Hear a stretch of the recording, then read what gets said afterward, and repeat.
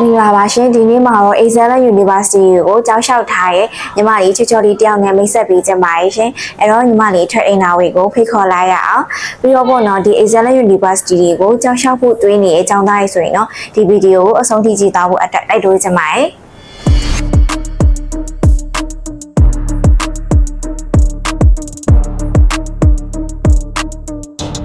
မင်္ဂလာပါညီမလေးမင်္ဂလာပါဒီပေါ့နော်ဒီကိုရီးယားကိုပညာသင်နိုင်ငံအဖြစ်ပေါ့နော်ညီမလေးကဘာဖြစ်လို့အေးချယ်ခဲ့ရလဲရှင့်အဓိကတော့ညီမတည်ယူနေတဲ့မေဂျာပေါ့နော်ကိုရီးယားမှာကျက်ပြတ်ပြီးတော့တည်ယူနိုင်တဲ့အတွက်ကြောင့်ပေါ့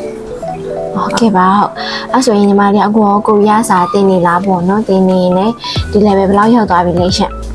တင်ထားတာတော့level 3အထိတင်ထားတာပေါ့နော်topic ကတော့ level 3ပြီးထားပါတယ်ရှင့်ကဲပါဟုတ်မလေးက D4 နဲ့သွားမှာလား D2 နဲ့သွားမှာလားရှင့် D4 နဲ့သွားမှာပါညီမလေး language program တက်ပြီးရခါကြရင်ဘယ် major လေးကို join ဖို့စဉ်းစားထားလဲရှင့်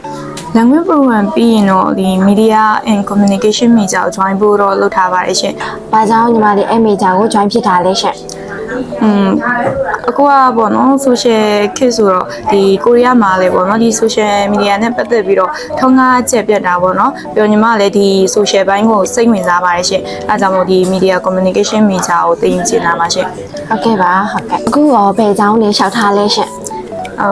ပထမရွေးချယ်ထားတာပေါ့နော်ဂျူငန်နဲ့ဒုံကူကိုရှောက်ထားတာရှင့်ဒီကြောင်းကကြတော့ဒီ process တွေကကြာတာပေါ့နော်အဲကြောင့်မို့ဒီ agency ကနေပြီးတော့ဒီ hands on ကြောင်းကို recommend ပေးတယ်ပေါ့နော်agency ကနေပြီးတော့ hands on လည်းပဲရှောက်ထားပေးပါသေးရဲ့ရှင့် agency တွေကအများကြီးရှိရလေအဘာကြောင့်အမတို့ i.edu ကိုရွေးချယ်ဖြစ်ခဲ့တာလဲရှင့်I.edu ရွေးချယ်ရတာပေါ့နော်ပထမဆုံးဟိုမှာတက်ချင်တဲ့ major ပေါ့နော်အဲ့ဒီ major ကိုအရင်ရွေးတယ်တက်ချင်တဲ့ major ပြီးတော့အကြောင်းကိုရွေးတာပေါ့နော်အဲ့ဒီအကြောင်းမှာဒီ major ကနာမည်ကြီးတယ်ဆိုပြီးတော့သိရတယ်ပြီးတော့ဒီကျောင်းကိုပေါ့နော်ဘယ် agency တွေကနေပြီးတော့ရှောက်ပေးလဲအဲ့လိုမျိုးတစ်ခါရှာကြည့်တယ်အမှ i.edu တွေ့တာပေါ့နော်ဒီကျောင်းကိုရှောက်ပေးတယ်တိတိကျကျလေးစီစဉ်ပေးတာမျိုးသိရလို့i.edu ရွေးချယ်ပြခဲ့တာပါရှင့်ကိုရီးယားရောက်ရင်အရင်ဆုံးလုပ်ဖြစ်မဲ့အရာလေးရအောင်ဟိုရောက်ရင်ပထမဆုံးကတော့အရင်ရောက်နေတဲ့တငယ်ချင်းတွေနဲ့ပေါ့နော်သူတို့နဲ့တွေ့ပြီးတော့ဒီအရင်လှုပ်ချင်တာတွေကတော့အများကြီးရှိပေမဲ့ဒီပထမဆုံးလုံးမှာတော့ဒီနမ်ဆန်တာဝါပေါ့နော်အဲ့ဒီကိုသွားပြီးတော့ဒီညီမအစားတောက်တွေလည်းဒီကိုရီးယားစားတောက်တွေလည်းအများကြီးကြိုက်တာမို့လို့ဒီမုတ်တွေလည်းအများကြီးရှောက်စားဖို့အစီအစဉ်ရှိပါတယ်ရှင်။ဒီကိုရီးယားအစားအစာတွေမှာအကြိုက်ဆုံးအစားအစာလေးရအောင်ကျိုက်ဆိုကတော့ kimchi bokkeumbap ဒီအကြိုက်ဆုံးပဲဟုတ်ကဲ့ပါဟုတ်အဲ့ဆိုရင် K-pop အဖွဲ့တွေပါရောကြိုက်လားကြိုက်တယ်အရင်ကြိုက်တယ်အဲ့ဆိုဘယ်အဖွဲ့ကိုအကြိုက်ဆုံးဖြစ်မလဲရှင့်အကြိုက်ဆုံးကတော့ဒီ70ဟုတ်โอเคအဲ့ဒါကဘယ်အဖွဲ့ဝင်ကိုအကြိုက်ဆုံးဖြစ်မလဲ Joshua အဲ့ဆိုသူတို့တွေကဘယ်တချင်းကိုအကြိုက်ဆုံးဖြစ်မလဲရှင့်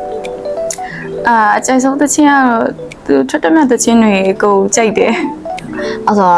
အကုန်လုံးကြိုက်တယ်ဆိုတော့တခုမျိုး favorite တော့မရှိဘူးပေါ့နော်ဟုတ်ကဲပါဟုတ်ဒါတော့ fancy လို့ပြောလို့ရပါပေါ့နော်ကျောင်းသားဘဝတော့ပေါ့နော်အမှတ်တရလေးရောရှိလားရှင့်အမှတ်တရတွေကတော့အများကြီးပဲရှိတယ်ငယ်တော့ကျတော့ညီမကျတော့ဒီနယ်ဘက်မှာကျောင်းတက်ခဲ့တာပေါ့နော်အဲ့လိုနယ်ဘက်မှာကျောင်းတက်ခဲ့တော့ဒီကျောင်းပိတ်ရက်တွေပေါ့နော်အဲ့လိုမျိုးဆိုရင်တော့တငယ်ချင်းတွေစုပြီးတော့ဒီဆီယာမအေးကိုသွားလဲတာသွားပြီးတော့ဒီမုတ်တွေပါတွေလှုပ်ရှားကြပါပေါ့နော်အဲ့လိုမျိုးအမတရားတွေအများကြီးရှိပါရဲ့ဒီမှာလေးကဒီ12လပိုင်းမှာဒီပေါ့နော်ကျောင်းသားတက်တော်မှာဆိုတော့ပေါ့နော်မြန်မာနိုင်ငံမှာနောက်ဆုံးလုပ်ချင်ခဲ့တဲ့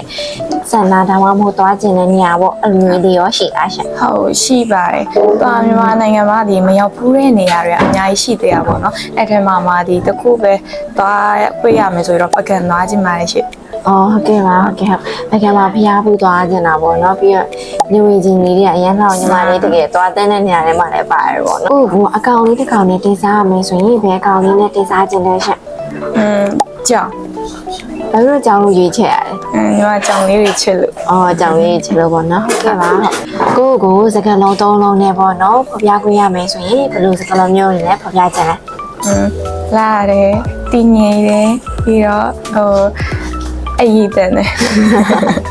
โอเคပါဟုတ်ဒါလောကြိုက်နေတဲ့ K drama လေးရအောင်ဟုတ်ညီမက K drama ဆိုရင်ပေါ့နော်ဒီ အကုန်ကြည့်တယ်အကုန်ကြည့်ဖြစ်တယ်ပေါ့နော်ဒီတဲမှာမှအကြိုက်ဆုံးကတော့ဒီလက်တလောပြနေတဲ့ထဲကမဟုတ်ပဲနဲ့ဒီအရင်က2021လောက်ကထွက်ခဲ့တယ်ပေါ့နော်ဒီ business proposal ဒီ drama အကြိုက်ဆုံးပဲရှိ ဟုတ်ကဲ့ပါဟုတ်အဲ့ drama လေးကလည်းကောင်းတယ်နော်အဲ့တော့ဆိုရင်လည်းတော်တော်လေးကြိုက်များခဲ့တဲ့ရုပ်ရှင်တွေမှာလည်းပါတယ်ပေါ့နော်ကိုရီးယားရောက်ပြီးနောက်ပေါ့နော်ညီမလေးရဲ့ future plan လေးကိုတစ်ချက်လောက်ဝင်ပြပေးပါအောင်နော် ညီမဒီကိုရီးယားမှာဒီမေဂျာတန်းပြီးရင်ပေါ့နော်ဟိုမှာ꿰ရပြီးလို့ရှိရင်ဟိုမှာဒီအလုပ်လုပ်ချင်တာပေါ့နော်အဲ့ဒီမှာပဲနေပြီးတော့အလုပ်လုပ်ချင်တာပါရှင် ညီမလေးလိုပဲကိုရီးယားကိုကျောင်းသွားတက်ဖို့ try နေတဲ့တငယ်ချင်းတွေ address ကလက်ဆောင်လေးပြောပေးပါအောင်နော် ဟုတ်ဒီကိုရီးယားကိုအကြောင်းတော့တွေ့ဖို့အတွက်ပေါ့နော်ပြင်ဆင်နေရင်းနဲ့ညီမတွေ့ရတော့ခက်ခဲလေးတွေတော့ရှိပါရဲ့ရှင်ဒါပေမဲ့ဒီ agency ကနေပြီးတော့ပေါ့နော်တေချာလေးကူညီပေးပြီးတော့ညီမကလည်းတေချာလေးပြောပြတဲ့အတိုင်းပေါ့နော်လိုက်လုပ်တဲ့အတွက်ကြောင့်ညီမတက်ချင်တဲ့အကြောင်းကိုလည်းပဲဝင်ခွင့်ရမယ်လို့ယုံကြည်ပါတယ်ရှင်ပြီးတော့ဒီခုကိုရီးယားကိုအကြောင်းသားတက်ဖို့အတွက် try နေကြတဲ့တငယ်ချင်းတို့လည်းပဲပေါ့နော်အခက်အခဲတွေရှိလဲပဲလက်မလျှော့ပဲနဲ့ဒီကိုသွားခြင်းနဲ့အိမ်မက်ကိုပေါ့နော်တေချာပါကောင်းတယ်ပေါ်ကြပါလို့ပြောချင်ပါတယ်ရှင့်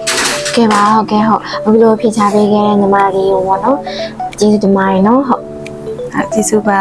ကဲပါဟုတ်ကဲ့